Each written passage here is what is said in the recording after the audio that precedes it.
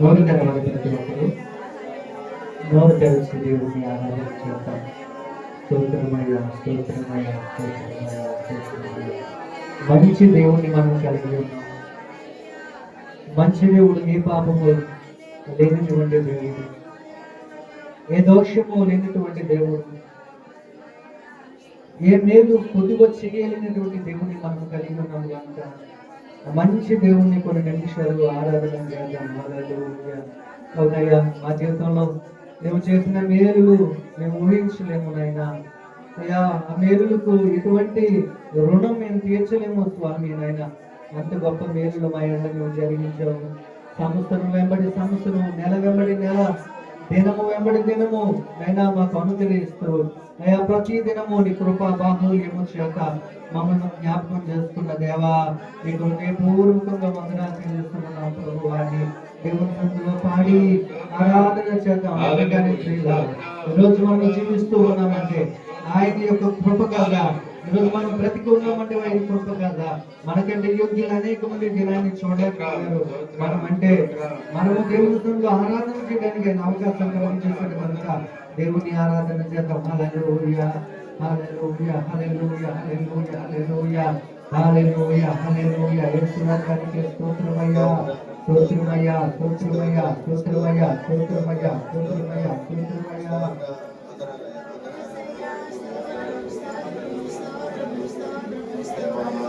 చింతలన్నీ తీరేనయ్యా నేను చేరగా, ఎంత మంచి దేవుడవేసయ్యా.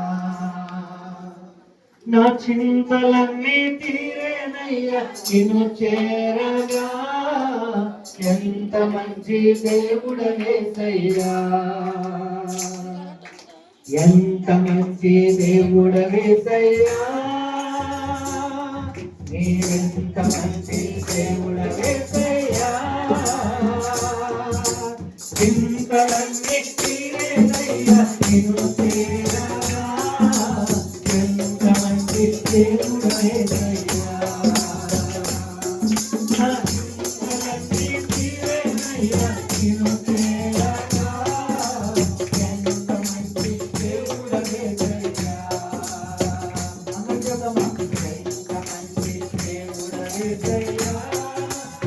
గట్టిగా బిగ్గరగా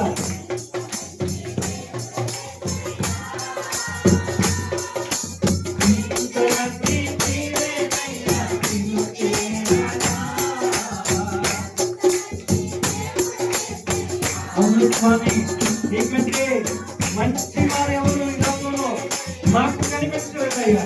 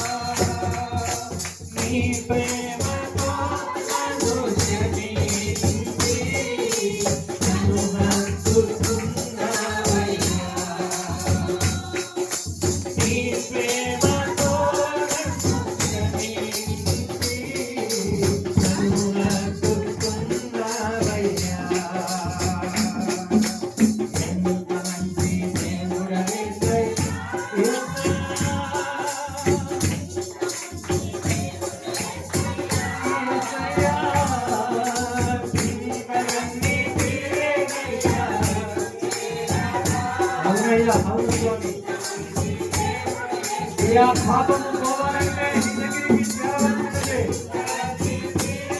నీలా హత్తుకునే వాళ్ళు చేరలేదయ్యా.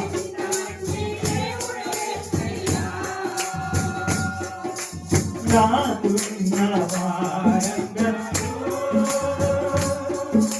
నన్ను ఎత్తిపోయినను, నాకున్న వారందరూ నన్ను ఎత్తిపోయినను.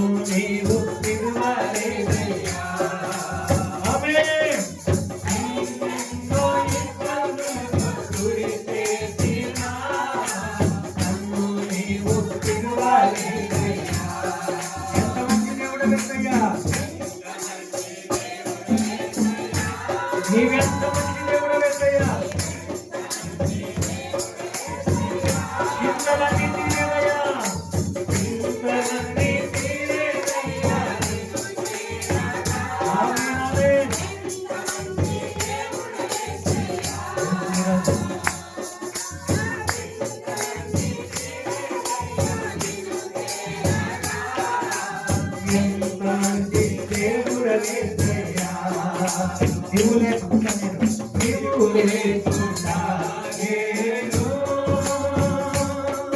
ఈ లోకంలో సంగాలేనయ్యా. చెప్తామా? అవును స్వామి, నువ్వు లేకపోతే ఈ లోకంలో నేను బతకలేను.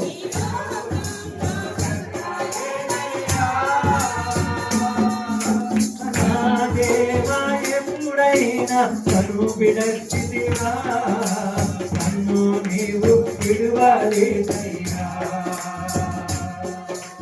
నా దేవా ఎప్పుడైనా కను విడచితివా, నన్ను నీవు విడువలేదయ్యా.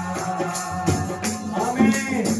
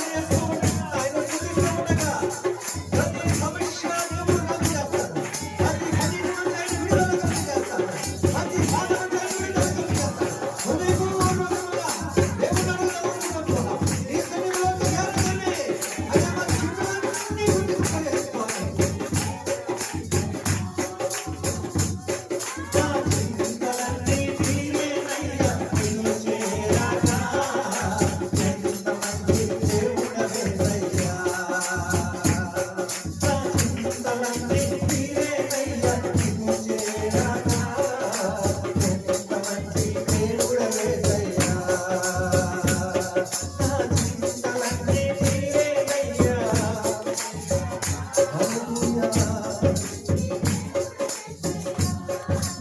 మంచి దేవుడవే నా చింతలన్నీ తీరేనయ్యా నీవు చేరగా.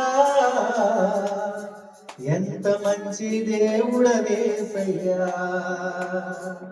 నా చింతలన్నీ తీరేనయ్యా నిన్ను చేరగా.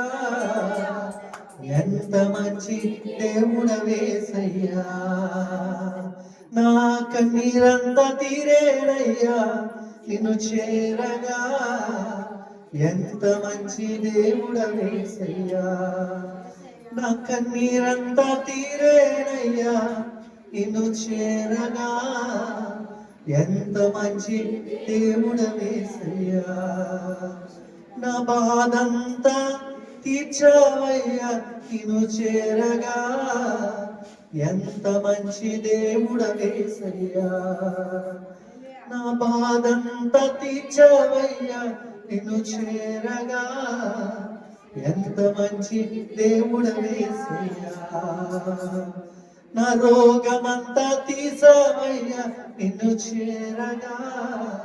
ఎంత మంచి దేవుడవేసయ్యా. నా రోగమంతా తీర్చవయ్యా నిన్ను చేరగా. ఎంత మంచి దేవుడవేసయ్యా. నా కష్టమంతా తీర్చవయ్యా నిన్ను చేరగా. ఎంత మంచి దేవుడవేసయ్యా. ఏ శ్రమలో నువ్వు బాధపడుతున్నావో ఆ శ్రమ చెప్తూ దేవుణ్ణి అడుగుదాం. ఒకవేళ నీకున్న సమస్య రోగం అయితే, ప్రభువా ఈ సన్నిధికి రాగానే నా రోగాన్ని బాగు చేస్తాను అన్నావు. బాగు చేస్తావని నమ్ముతూ ఉన్నాను ప్రభు అని. నా రోగమంతా తీర్చవయ్యా, నిన్ను చేరగా నువ్వు ఎంత మంచి దేవుడు ప్రభు అని విశ్వసించి పలికినట్లయితే దేవుడు ఖచ్చితంగా ఆ కార్యాన్ని మన జీవితంలో చేయడానికి ఇష్టపడుతూ ఉంటాడు.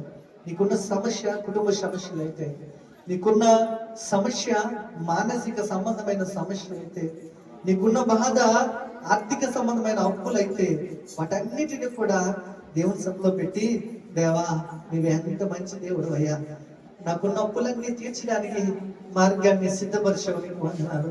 నా రోగం పోవడానికి నైనా నువ్వు నన్ను తాకావు, నీకు వందనాలయ్యా. ఇదిగో తండ్రి, నా కుటుంబ సమస్యలన్నీ పోవడానికి, నా కుటుంబంలో ఒక అద్భుతమైన కార్యం చేస్తున్నావు, నీకు వందనాలయ్యా అని హృదయపూర్వకంగా నమ్మి నువ్వు పాడినట్లయితే, నమ్మి నీవు ఆరాధన చేసినట్లయితే ఖచ్చితంగా ఆయన అద్భుతమైన కార్యాలు మన జీవితంలో చేయడానికి ఆయన ఇష్టపడుతూ ఉన్నాడు కనుక ఇప్పుడే దేవుని సన్నిధిలో మరి ఒకసారి ఏ బాధ అయితే ఆ బాధని నువ్వు నోరెత్తి దేవుని సన్నిధిలో ప్రార్థన చేద్దాం. నీ బాధ ఏదైతే అదే, రోగమైతే రోగము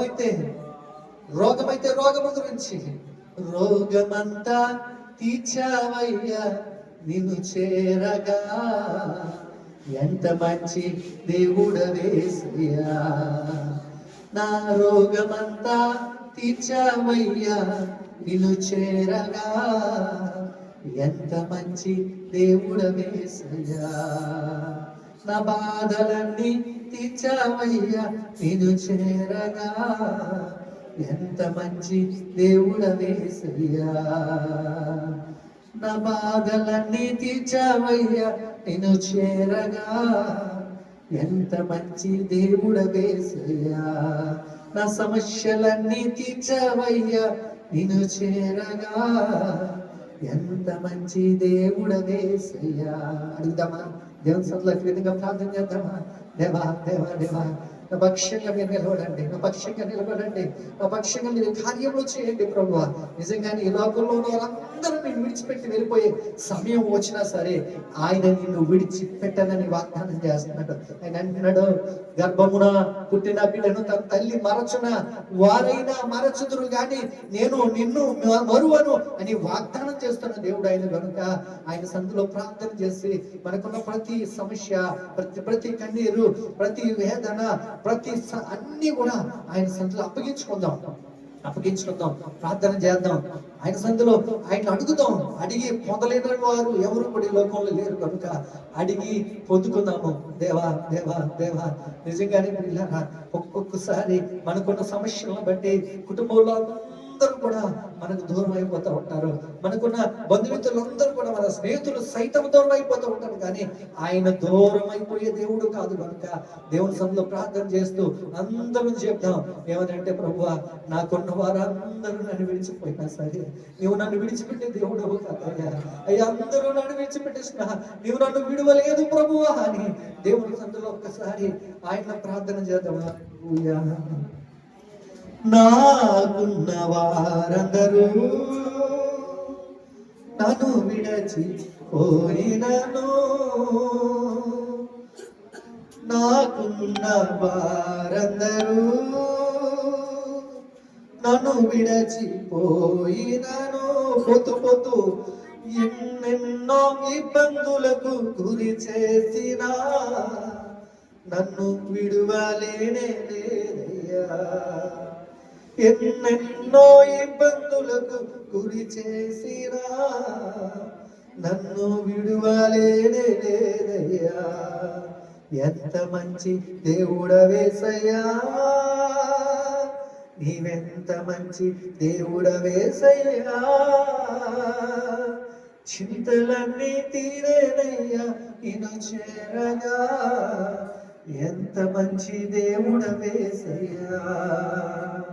నా చింతలన్నీ తీరేనయ్యా నిన్ను చేరగా, ఎంత మంచి దేవుడవేసయ్యా. చాలాసార్లు మనకున్న వారందరూ కూడా మనల్ని విడిచిపెట్టి వెళ్ళిపోతూ ఎన్నో నిందలు మన మీద వేస్తూ ఉంటారు, ఎన్నో ఇబ్బందులు గురి చేస్తూ ఉంటారు. సహాయం చేసేవారిని కూడా ఒక్కొక్కసారి ఆపేస్తూ ఉంటారు. అయ్యో పలానా వ్యక్తి నాకు సహాయం చేస్తాను అనుకున్నాను కానీ నా వారే ఆపేస్తున్నారు అని ఎన్నో సార్లు మనం కన్నీరు కార్చే ఉంటాం కదా. కానీ మన దేవుడు అటువంటి వాడు కదంట. వారందరూ విడిచిపెట్టి వెళ్ళిపోయినా, వారందరూ మనం తోసివేసి వెళ్ళిపోయినా, ఎన్నెన్నో ఇబ్బందులకు మనల్ని గురి చేసినా సరే ఆయన మనల్ని విడిచిపెట్టేవాడు కాదు కనుక దేవుడి సన్నిధిలో పరిపూర్ణంగా విశ్వాసం ఉంచి ప్రార్థన చేద్దాం. ప్రభువా, నా పక్షంగా మీరు నిలబడండి అయ్యా, నా పక్షంగా మీరు కార్యాలు చేయండి అయ్యా. అయ్యా నీవు లేకపోతే నేనేం చేయలేను స్వామి, నీవు లేకపోతే నేను బ్రతకలేను నాయన, నీవు లేకపోతే నన్ను ఎవరు లేవనెత్తలేరు స్వామి. అయ్యా పడిపోయిన బురద గుంటులోనే నేను ఉండిపోతాను, పడిపోయిన కన్నీటిలోనే ఉండిపోతాను, ఆ బాధల్లోనే ఉండిపోతాను, శ్రమలలోనే ఉండిపోతాను, అప్పులలోనే ఉండిపోతాను. నీవు తప్ప నాకు వేరొక దిక్కు లేదు స్వామి అని దేవుని సొంతం మనం ప్రార్థన చేసి, దేవా నా చేయి పట్టుకుని నువ్వు లేకపోతే నా జీవితంలో ఎవరు లేరు ప్రభు అని దేవుని సొంతం ప్రార్థన చేద్దాం. నువ్వు లేకపోతే నేను బ్రతకలేనయ్యా, నువ్వు లేకపోతే నేను నిలబడలేను స్వామి, నువ్వు లేకపోతే నేను ముందుకు సాగలేనయ్యా. నన్ను జ్ఞాపకం చేసుకోవాలా, నా చేయి పట్టుకుని నన్ను నడిపించు ప్రభు అని దేవుని సొంతంలో ప్రార్థన చేద్దాం. పూర్వకంగా కన్నీరు కాచి కన్నీరు కాచి దేవుని సొంతంలో ప్రార్థన చేద్దాం. నన్ను జ్ఞాపకం చేసుకో ప్రభు. ఆయన నువ్వు లేకపోతే అయ్యా కుక్కలు నా చుట్టూ చేరి నన్ను చీల్చివేస్తాయా, మృగములు నా చుట్టూ చేసి నన్ను చీల్చివేస్తాయి ప్రభు. నీ కృప నాకు కావాలి ప్రభు అని దేవుని సన్నిధిలో ప్రార్థన చేద్దాం అందరం కలిసి.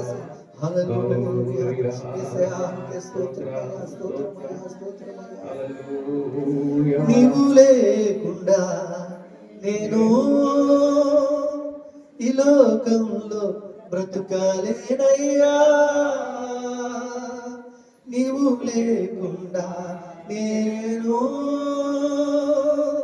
ఈ లోకంలో బ్రతుకాలేనయ్యా.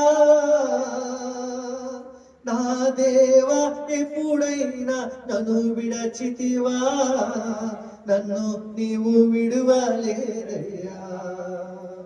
నా దేవా ఎప్పుడైనా నన్ను విడచితివా, నన్ను నీవు విడువలేదయ్యా. ఎంత మంచి దేవుడవేసయ్యా, నీవెంత మంచి దేవుడవేసయ్యా. చింతలన్నీ తీరేనయ్యా నిన్ను చేరగా, ఎంత మంచి దేవుడవేసయ్యా. నా చింతలన్నీ తీరేనయ్యా నిన్ను చేరగా, ఎంత మంచి దేవుడవేసయ్యా.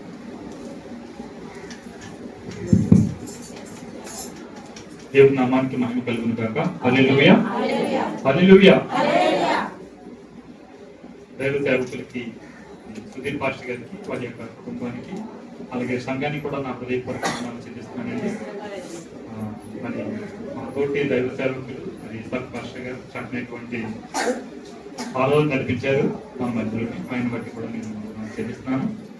చాలా సంతోషం ప్రియులారా, అనేక దినముల తర్వాత మరలా మీ మధ్యకు వచ్చి ఈ యొక్క మీతో దేవుని యొక్క వాక్యాన్ని పంచుకోవడానికి, మరి దేవుని నామాన్ని కనపరచడానికి ఆ దేవాది దేవుడు ఈ యొక్క భూమి మీద నాటించినటువంటి అవకాశాన్ని బట్టి మీ అందరికీ కూడా వందనాలు.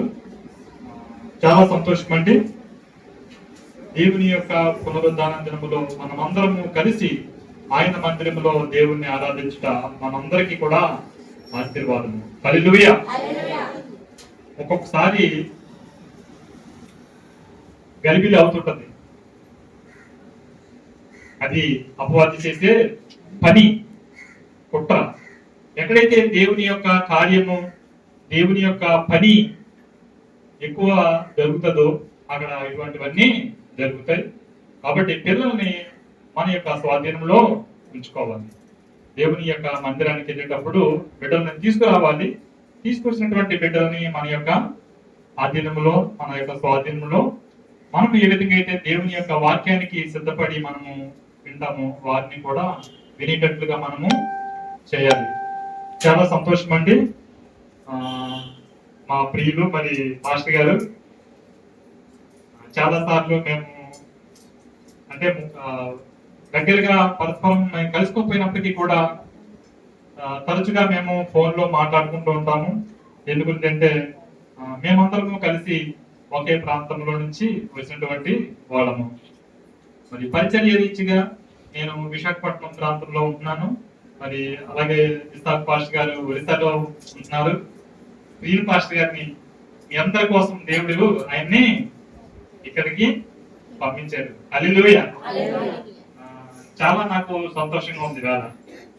ఎందు గురించి అంటే నా దేవుని మందిరంలో ఉన్నాను, నా యొక్క ఇష్టమైనటువంటి స్నేహితుతో ఉన్నాను. అనేక దినముల తర్వాత మన స్నేహితుల్ని కలుసుకున్నాం అనుకోండి, ఎలా ఉంటుంది మనకి? చాలా ఆనందంగా ఉంటుంది, చాలా సంతోషంగా ఉంటుంది. అంటే చాలా విషయాలు మనం మాట్లాడుకోవాల్సి ఉంటది. చాలా విషయాలు మనం ఎవరితో చర్చించుకుంటాం? ఫ్రెండ్స్ తోటి. కొన్ని విషయాలు, ఎక్కువ విషయాలు మనం ఎవరితో షేర్ చేసుకుంటాం? ఎక్కువ ఫ్రెండ్స్ తోటి. అయితే అందరు ఫ్రెండ్స్ తోటి, అందరు స్నేహితుతోటి అన్ని విషయాలు షేర్ చేసుకోలేము. ముఖ్యమైనటువంటి స్నేహితుతోటే మనము ఆ యొక్క విషయాల్ని షేర్ చేసుకుంటాము. అయితే దేవుని యొక్క వాక్య భాగంలో నుంచి మనము కొన్ని మాటలు ధ్యానం చేసుకుందాము. దానికి ముందుగా చిన్న ప్రార్థన చేసుకుందాం. చిన్న ప్రార్థన చేసిన తర్వాత దేవుని వాక్యంలోకి మనం వెళ్దాం. మహోన్నతుడా, మహాగణుడా, సర్వాధికారి, సర్వశక్తిమంతుడా, నీకు వందనాలు చెల్లిస్తున్నాను తండ్రి. ఇదిగో ప్రభువా, 2025 సంవత్సరము మొదటి నెల మమ్మల్ని కాపాడి ఈ యొక్క 2వ నెల ఫిబ్రవరి మొదటి వారంలో ఇటు రీతిగా ప్రభువా సుధీర్ పాస్టర్ గారు సంఘములో మీరు మాకు నిర్మించినటువంటి ప్రభువా సమయాన్ని బట్టి నీకు వందనాలు తండ్రి. మరి సంఘము ద్వారా ప్రభువా సంఘాన్ని చూడడానికి, మీ సేవకుల్ని దర్శించడానికి, మీ మాటలు మీ యొక్క ప్రజలకు వినిపించడానికి నాకు ఇచ్చినటువంటి శ్రేష్టమైనటువంటి సమయాన్ని బట్టి నీకు వందనాలు ప్రభువా. 2, 3 నీ నామములో ఎక్కడ ఏకీభవించి ఉంటారో వారి మధ్యన ఉంటానన్న దేవుడవు ప్రభువు తండ్రి. ఆ ప్రాంతం నుంచి ఈ ప్రాంతానికి నడిపించిన దేవుడవు. ఎందు నిమిత్తమైతే నన్ను తోడుకుని వచ్చావో నాకు తెలియదు ప్రభువా. నీ చిత్తము తండ్రి. ఆయన నీ చిత్తానికి మమ్మల్ని మేము అప్పగించుకున్నప్పుడు మీరే మమ్మల్ని బలపరిచి వాడుకుంటున్న దేవుడు ప్రభువా. అవును తండ్రి, మేము నమ్ముచున్నాం దేవా. మీ బిడ్డలతో మీరు మాట్లాడండి. ఆయన కడవరి దినాల్లో మేము ఇంకనూ ఎలా జీవించాలో నీకు సమీపంగా ప్రభువా, మీ రెక్కల నిండులో ప్రభువా మమ్మల్ని అందరినీ ప్రభువా భద్రపరచండి. నాయన నాలుక మాంద్యం గలవాడిని, నోటి మాంద్యం గలవాడిని ప్రభువా తండ్రి. ఏం మాట్లాడాలో తండ్రి నాకు తెలీదు. ఆయన నీ యొక్క జనులతో తండ్రి మీరు మాట్లాడి ప్రభు అందరినీ బలపరచండి. ఆయన మాకు రావాల్సినటువంటి మేలుడు ఉపకారాలు దయచేసి మీరే మహిమ ఘనత ప్రభావాలు పొందమని యేసు నామములో ప్రార్థిస్తున్నాను పరమ తండ్రి. ఆమేన్.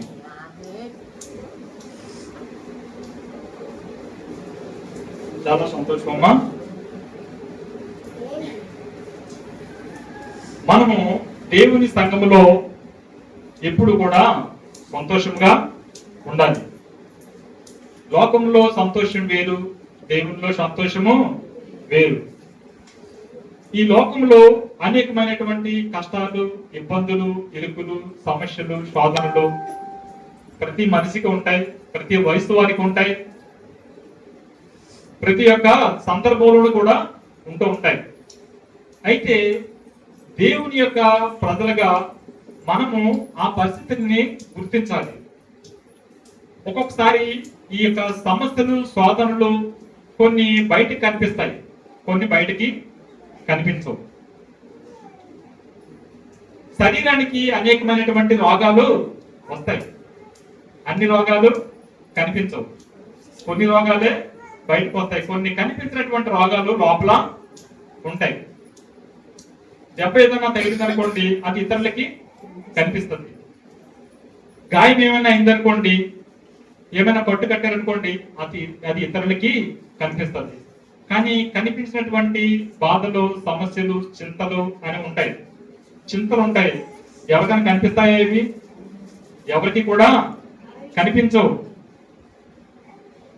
నొప్పి ఉంటది, అది భరించే వాళ్ళకే తెలుస్తుంది, ఇతరులకి తెలియదు. అలాగని చెప్పేసి వాళ్ళు చాలా బాగుంటారు, చాలా సౌందర్యంగా ఉన్నారు, చాలా బలంగా ఉన్నారని అనుకుంటాం మనం శారీరక రీతిగా మనం చూసినప్పుడు.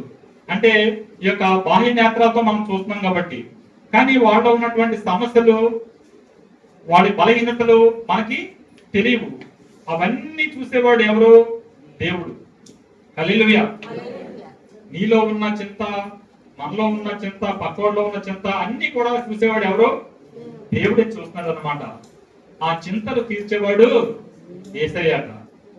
హల్లెలూయా. అయితే ఎవరికి ఏ చింత కలిగినా మనము చింతపడవలసినటువంటి పని లేదు, మనం బాధపడవలసినటువంటి పని అంతకన్నా లేదు. మీ చింతలు యావత్తు నా మీద వేయండి, మీరు నిశ్చింతగా ఉండండి అని దేవుడు చెప్తున్నాడు మనకి.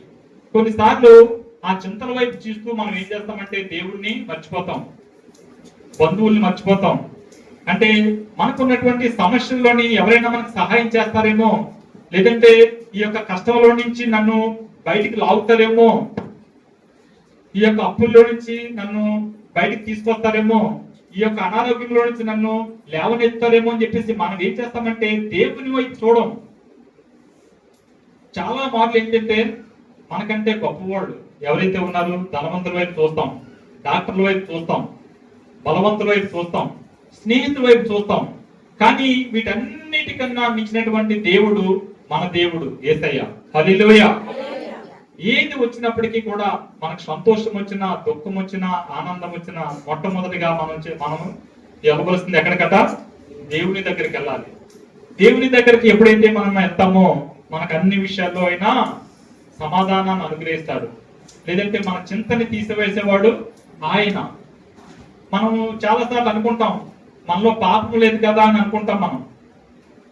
మనలో పాపం లేదని అనుకుంటాం. నేను నీతిమంతుడిని అని అనుకుంటాం, నేను గొప్పవాడిని అని అనుకుంటాం. కానీ మన నీతి ఎంతో, మన భక్తి ఎంతో మన దేవునికి తెలుసు. ప్రతి ఆదివారము మనము దేవుని మందిరానికి రాకముందే మనం ఏం చేయాలట? మన పాపాలని ఒప్పుకోవాలి దేవుని దగ్గర. ఇంటి దగ్గరే మనం ఏం చేయాలా? దేవుని సన్నిధికి రాకముందే మనము మోకరించి ప్రార్థించి, ప్రభువా ఈ యొక్క వారమంతా నేను చేసినటువంటి తప్పులను, అపరాధములను, దోషములను, అతిక్రమాలని ఒప్పుకుంటున్నాను ప్రభువా, నన్ను కడుగు అని చెప్పేసి పాపాలన్నింటినీ కూడా మనం ఒప్పుకొని దేవుని సన్నిధికి వచ్చినప్పుడు మనం దేవుని సన్నిధిలో మన మాటలు, ఆయన మాటలు మన చెవిని ఉంటాయి. మన చెవులు గ్రహిస్తాయి, మన హృదయం గ్రహిస్తుంది.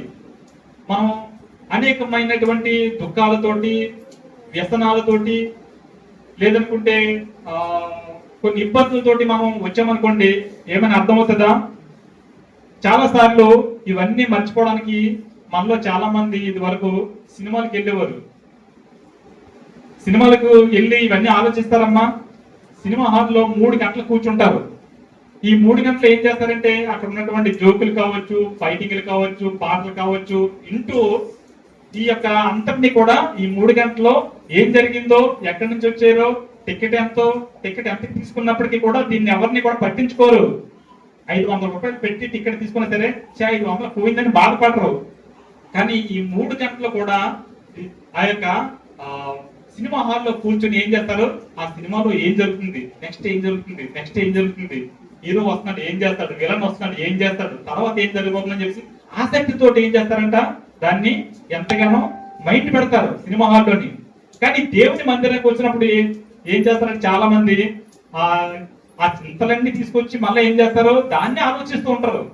ఇంటికి వెళ్ళి ఏం చేయాలి, నేను ఏం కూర ఉండాలా, మా అబ్బాయికి ఎలాంటి డ్రెస్ తీస్తే బాగుంటది, ఈ సంవత్సరం క్రిస్మస్ కి ఏ రంగు గీస్తే బాగుంటది ఇంటికి, ఇవి ఆలోచిస్తుంటారు చాలా మంది. కానీ ఈ ఆలోచనలన్నీ కూడా మనము పక్కన పెట్టాలి. పక్కన పెట్టి దేవుడి గురించి ఆలోచించినప్పుడు దేవుడు మన గురించి ఆలోచిస్తాడు. మనం దేవుడి గురించి ఆలోచించలేదు అనుకోండి, మన గురించి కూడా దేవుడు ఆలోచించడు. అయితే ఎవరైతే దేవుని గురించి ప్రయాసపడతారో, ఎవరైతే దేవుని గురించి ఆశపడతారో, ఆశగల ప్రాణాన్ని ఏం చేస్తానంటున్నాడు ఆయన? తృప్తిపరుస్తానంటున్నాడు. ఆశగల ప్రాణాన్ని తృప్తిపరిచేది దేవుడే. మరి మనం అటువంటి ఆశ కలిగి ఉన్నామా? అటువంటి దాహం కలిగి ఉన్నామా? మనము దైవ గ్రంథంలో నుంచి ఒక మాటను మీకు తెలియజేస్తాను. మొదటి యోహాను పత్రిక 1వ అధ్యాయము యోహాను రాసినటువంటి మొదటి పత్రిక మొదటి అధ్యాయము 8, 9, 10 వచనాలు చదువుదాం. మనము పాపము లేని వారమని చెప్పుకొని మనము పాపము లేని వారమని చెప్పుకునే ఎడల మనలను మనమే మోసపరుచుకుందుము, మరియు మనలో సత్యం ఉండదు. మన పాపములను మనము ఒప్పుకొనిన ఎడల ఆయన నమ్మదగిన వాడును నీతిమంతుడును గనుక ఆయన మన పాపములను క్షమించి సమస్త దుర్నీతి నుండి మనలను పవిత్రులుగా చేయును. మనము పాపము చేయలేదని చెప్పుకునే ఎడల ఆయనను అబద్ధికులుగా చేయువారు మగుదుము. హల్లెలూయా. విన్నారమ్మా? ఈ 3 వచనాలున మనము దేవుని మందిరానికి వస్తున్నామంటే ఈ మాటలు మనం ఎప్పుడు కూడా జ్ఞాపకము చేసుకుంటూ ఉండాలి. దేవుని బలలో పాలు పంపులు పొందుతున్నామంటే ఈ యొక్క వాక్యము మనలోని పని చేయాల. మనము పాపము లేదని చెప్పుకుంటే ఎవరట? మనము అబద్ధికులమే. పాపంతో ఏ పని చేసినా అది ఫలించదు. ఏ పని చేసినప్పటికీ కూడా పాపం మన హృదయంలో లక్ష్యం చేస్తే ప్రభు ఏంటట? మన మనవి విన్నంటున్నాడు. నిష్కపటమైనటువంటి హృదయంతో చేయాలా, దయగల హృదయంతో చేయాలా, నీతిగల హృదయంతో చేయాలా, భక్తిగల హృదయంతో చేయాలా. ఎందు గురించి అంటే ఆయన పవిత్రుడు, ఆయన పరిశుద్ధుడు. నేను పరిశుద్ధుడును కనుక మీరును పరిశుద్ధులై ఉండవలెను అని ఖచ్చితంగా చెప్తున్నాడు దేవుడు. పరిశుద్ధత లేకుండా ఎవరు కూడా ప్రభువుని చూడలేరు, ఆరాధించలేరు కూడా. ఒకవేళ మనం ఆరాధించినప్పటికీ కూడా ఆ ఆరాధన నాకు ఇష్టమైనది కాదని దేవుడు అంటున్నాడు. పెదవులతోటే మీరు నన్ను ఆరాధిస్తున్నారు, హృదయాంతరంగాలు నాకు దూరంగా ఉన్నాయని చెప్పేసి అనేక మాటలు దేవుడు మనతో మాట్లాడుతూ ఉన్నాడు. మనం ఏ స్థితిలో ఉన్నాము? హృదయాంతరంగాల్లోంచి దేవుడిని ఆరాధిస్తున్నామా, లేదంటే పై పైన పెదవులతోటి మనం ఆరాధిస్తున్నామా? అల్పకాలమే ఈ జీవితము, కొద్ది కాలమే. శాశ్వత కాలము జీవించవలసినటువంటి రాజ్యము ఒకటి ఉంది. అందు గురించే ఇక్కడ మనం పాపము లేని వారమా ఒప్పుకునే అట్లా మనమే మోసపుచ్చుకుంటున్నామట. ప్రతి మానవుడు కూడా పాపే. ఆ పాపాన్ని తీసేవేసేవాడు దేవుడు. దేవుని దగ్గరకు వచ్చినప్పుడే మనము ఆ పాపాలని విసర్జిస్తాము. అంటే పరిపూర్ణతలోకి మనము వస్తాము. పరిపూర్ణులు అవ్వడానికి మనం ఇప్పుడు కూడా ఏం చేయాలి? ప్రయత్నము చేయాలి. మనము ఉన్న స్థితిలోని ఒక కుమారుడు ఉన్న స్థితిలోని అలా ఉండిపోయాడు అనుకోండి, ఎదుగుదల లేదనుకోండి, మనకి ఎంత బాధ ఉంటది ఆ కుమారుడు గురించి. ఒక కుమారుడు కావచ్చు, ఒక కుమార్తె కావచ్చు, పుట్టినప్పటి నుంచి పిల్లడు ఎదిగి తన దశలోని ఏం చేయాలో అభివృద్ధి చెందాలి. ఆయన అక్కడే ఉండిపోయాడు అనుకోండి, మనకి ఆయన బట్టి మనకి సంతోషం ఎంత మాత్రము ఉండదు. అలాగే విశ్వాసమైనటువంటి మనము పరిపక్వతలోనికి రావాలి, భక్తిలోని ఎదగాలి, సహవాసంలోని ఎదగాలి. దేవుడు మనల్ని పిలుచుకున్నాడంటే ఒక గురి కలిగి, మన మీద ఒక గురి కలిగి ఉన్నాడు, ఒక నియమం కలిగి ఉన్నాడు. నీ కుటుంబంలో నిన్ను రక్షించవచ్చు, నన్ను నా కుటుంబంలో రక్షించవచ్చు, కొంతమందిని ఆ కుటుంబాల్లో రక్షించవచ్చు. అయితే నువ్వు ఒంటరిగా రక్షింపబడినప్పుడు నువ్వు దేవుని కోసం నిలబడేవాడుగా ఉండాలి. మరి కడవర దినాల్లో మనం అవిశ్వాసులతో జోడిగా ఉండకుండా, మరి ఇటు అటు విశ్వాసములో వీక్ అయిపోకుండా మనం ఏం చేస్తే విశ్వాసములో బలవంతులు అవ్వాలి. బలవంతులు అవ్వాలంటే మన పాపాలని దేవుని దగ్గర ఒప్పుకోవాలి. ఒప్పుకున్నప్పుడే ఆయన మనల్ని క్షమిస్తాడు, నీతిమంతులుగా చేస్తానన్నాడు దేవుడు. ఎందుకంటే ఆయన నీతి గొప్పది. మన నీతి ఎలాంటిదట? ఎలాంటిది? మురికి గుడ్డ లాంటిది. అంటే ఈ లోకంలో మనం జీవించేటప్పుడు మన ప్రయాణంలో, మన యాత్రలో, మన ప్రవర్తనలో, మన చూపుల్లో, మన ఆలోచనలో ఎప్పుడు కూడా అపవిత్రత కలిగి ఉంటాం. ఎక్కడొక్కడ మనకి టీవీ సీరియల్ కనపడొచ్చు, ఎక్కడొక్కడ పాపం కనపడొచ్చు, ఎక్కడొక్కడ అబద్ధం ఆడొచ్చు, ఎక్కడొక్కడ బూతులు ఆడొచ్చు. కానీ ఇవన్నీ కూడా ఏం చేయాలంటే విడిచిపెట్టాలి. మనం ఇవన్నీ విడిచిపెట్టి ఆయనకి దగ్గరగా ఉన్నప్పుడు దేవుడు ఆయన మనల్ని ఏం చేస్తానన్నాడు? నీతిమంతులుగా చేస్తానన్నాడు. ఈ పాపాలన్నింటినీ కూడా ఏం చేయాలి? మనం విసర్జించాలి. విసర్జించి ఒక మెట్టు పైకి రావాలి. అప్పుడు ఆయనతో మనం సహవాసం చేయడానికి అవకాశం ఉంటుంది. నిన్ను నీ కుటుంబంలో దేవుడు రక్షించాడంటే కేవలం నిన్ను గురించే కాదు, నీ చుట్టూ ఉన్నటువంటి వాళ్ళని రక్షించమని. నిన్ను నీ కుటుంబంలో రక్షించాడంటే నీ సమాజంలో అనేకులకు నువ్వు సాక్షిగా ఉండాలని, ఆయన వెలుగును ఆయన నీతిని అనేకులకు చూపించాలని చెప్పేసి. మా పాస్టర్ గారు ఒక్కలే వచ్చారు పూరి నుంచి ప్రాంతానికి, కానీ ఇంతమందిని దేవుళ్ళలోకి నడిపించారు. అది ఎంతమంది అని కాదు, కానీ కొద్దిమందినైనా దేవుళ్ళలోకి నడిపిస్తున్నామా యథార్థంగా లేదా అది దేవుడు చూస్తాడు. ఎవరు అందరూ బ్రతుకుతున్నారు ఈ రోజుల్లోని, ఎవరు బ్రతకలేదు. అడుక్కునేవాడు కూడా బిర్యానీ తింటున్నాడు చక్కగా ఈ రోజుల్లోని. పూర్వం రోజుల్లో ఇసుక తిని బతికేవాడు, దుంపలు తిని బతికారు. కానీ ఈ రోజుల్లో ఎవరికైనా ఆహారం కొద్దు ఉందమ్మా, తిండి కొద్దు ఉందా, బట్ట కొద్దు ఉందా? ఎవరైనా పాత వస్త్రాలు ఇస్తే మనకి తిరిగి కొత్త వస్త్రాలు ఇస్తున్నారు వాళ్ళు. ఏంటి పాత వస్త్రాలు ఇస్తున్నారు, ఆ కొత్త బట్టలు కావాలంటున్నారు. ప్రతి ఒక్కరు కూడా కూలి పని చేసేవాడు కూడా చక్కటి బట్టలు వేసుకుంటున్నారు ఈ రోజుల్లోని. ఇది వరకు టవలు లేదంటే చిన్న చిన్న గోచి ఇలాంటి కట్టుకొని పని చేసేవారు. పొలాల్లోని వేటకి వెళ్ళాలంటే ఏం చేసేవారు, చిన్న టవల్ కట్టుకొని డ్రాయర్ వేసుకొని వెళ్ళేవారు. కానీ వాళ్ళు జీన్ ప్యాంట్ వేసుకొని వెళ్తున్నారు వేటకి. అవునా కదా? అంటే ఇదంతా కూడా టెక్నాలజీ అభివృద్ధి చెందుతుంది, మనం కూడా అభివృద్ధి చెందుతున్నారు. అందరూ యూట్యూబ్లోని, అందరూ ఫేస్బుక్లోని చదువు రానోడు కూడా ఈవేళ ఆపరేట్ చేయగలుగుతున్నారు. ఎంత అభివృద్ధి చెందారు. మరి భక్తిలో కూడా మనం కూడా ఎప్పటికప్పుడు ఏం చేయాలా, దేవుని యొక్క భక్తిలోని అప్డేట్ అవ్వాలి. ఇప్పుడు కూడా మనం దేవుని దగ్గర ఇంకా ఏమున్నాయి, ఇంకా ఏమి తెలుసుకోవాలి, ఏం మాట్లాడాలి, ఇతరులకు సువార్త ఎలా ప్రకటించాలి, మన వారిని ఎలా రక్షించుకోవాలి అనేటువంటి గురి మనం కలిగి ఉండాలి ఇప్పుడు కూడా. అప్పుడే దేవుడు బల నమ్మకమైన మంచి దాసుడా దాసుడాలా, అయ్యో నేను చిన్నపిల్లనండి, నాకు జ్ఞానం లేదండి, నేను చదువు లేదండి, నేను మూర్ఖుడినండి అని ఎప్పుడు కూడా మనము చింతపడవలసినటువంటి బైబిల్ లేదు. ఎప్పుడు కూడా మన చింత యావత్తు ఎవరి మీద వేయాలా, ఆయన మీద వేయాలా. దేవుడు మొట్టమొదటిగా ఎవరిని పిలుచుకున్నాడండి, చదువుకున్న వాళ్ళు పిలిచాడా? డిగ్రీలు ఎంఏలు ఎంబీఏలు చేసిన వాళ్ళు పిలిచాడా? చదువు లేనటువంటి జాగారులే పిలిచాడు దేవుడు. చదువు లేనటువంటి జాగారులను పిలిచి భూమిని తలకిందులుగా చేస్తాడు. ప్రతి ఒక్కరికి సువార్త ఈ యొక్క 12 మంది శిష్యుల ద్వారాగానే మొత్తం యావత్ ప్రపంచానికి వెళ్ళింది. ఇవన్నీ కూడా మనకి సాదృశ్యాలు కదా, ఇవన్నీ మనకు ఉదాహరణలుగా లేవా? మనం ఎందుకు మనం చేయలేకపోతున్నాము? గత నాకు దేవుడు చూపించినటువంటి చిన్న దర్శనము, సాక్ష్యం అనుకోండి, వాక్యం అనుకోండి, మీకు చెప్తాను. 2024 సంవత్సరము డిసెంబర్ నెల 29వ తారీఖు అండి. నేను నా పనిలో ఉంటుండగా ఒకనాడు నాకు దర్శనం కలిగితే అది నేను ఒక సముద్ర ప్రాంతంలో ఉన్నాను. నా చుట్టూ పెద్ద మహానగరం ఉంది, పట్టణం ఉంది. అందులో చిన్న చిన్న బడ్డీలు ఇవి ఉన్నాయి, కిల్లి బడ్డీలు ఉంటాయి కదా. ఇదివరకు కిల్లి బడ్డీలు చెక్కతో చేసేవారు కదా, ఆ బడ్డీలు ఉన్నాయి అన్ని. అయితే సగం మంది వేటకెళ్తున్నారు, సగం మంది మంచి భవనాలు కట్టుకున్నారు. కట్టుకున్న తర్వాత ఆకాశంలో నుంచి విమానాలు తిరుగుతూ ఉన్నాయి. ఆకాశంలో నుంచి విమానాలు, ఆకాశంలో అసలు ఖాళీ లేదు, విమానాలు హెలికాప్టర్లు అలా తిరుగుతూ ఉన్నాయి, లైట్లు వేసుకుంటూ తిరుగుతూ ఉన్నాయి.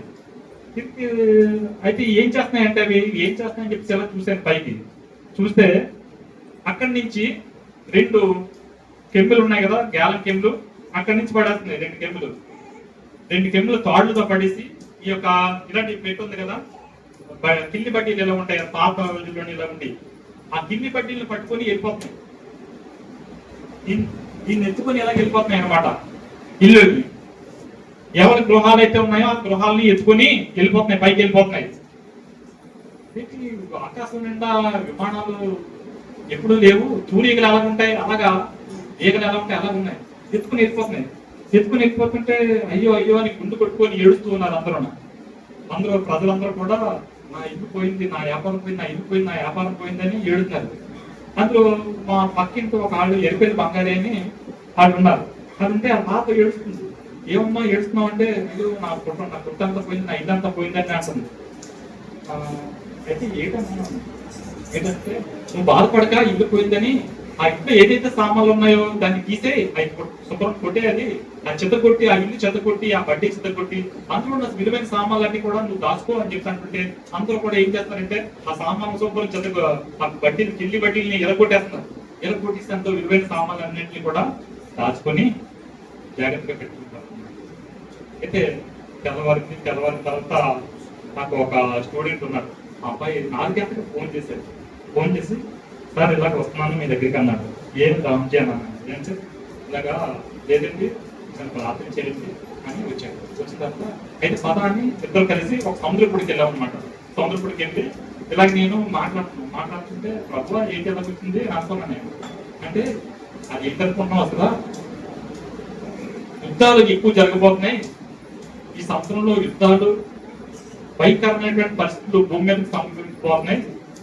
ఎవరు హృదయాలు వాళ్ళు పగలగొట్టుకోవాలి, ఎవరు ఇల్లు వాళ్ళు పగలగొట్టుకోవాలంటే శరీరాలు ఏమైపోయినా పర్వాలేదు, ఆత్మ మాత్రం జాగ్రత్తగా భద్రపరచుకోమని చెప్పి దేవుడు హెచ్చరిస్తూ ఉన్నాడు. హల్లెలూయా. నాకు చాలా నమ్మేసింది. ప్రభువా మరి ఏంటి ఈ లోకం అంతా, అంటే ఈ లోకం మీదకి శ్రమ రాబోతుంది అని దేవుడు ముందుగానే హెచ్చరిస్తూ ఉన్నాడు. నాకు చాలా కన్నీరు వచ్చింది, దుఃఖం వచ్చి సముద్ర ప్రాంతానికి వెళ్ళి ప్రార్థన చేసాం. చాలాసేపు ప్రార్థన చేసిన తర్వాత వీళ్ళగా ఏది ఏమైనా దేవుడు తనకిష్టమైనటువంటి ప్రజల కోసం తన ప్రజలు రక్షించాలని దేవుడు సంకల్పించినప్పుడు కొన్నిసార్లు మనకి దర్శనాలు ఇస్తాడు, కొన్నిసార్లు వాక్యాన్ని చూపిస్తాడు. దానికి లోబడి మనం ఏం చేయాలా, పని చేయాలా. మనము చిన్నవారమా లేదంటే గొప్పవారమా, మనకి చదువు ఉందా చదువు లేదా అని కాదు.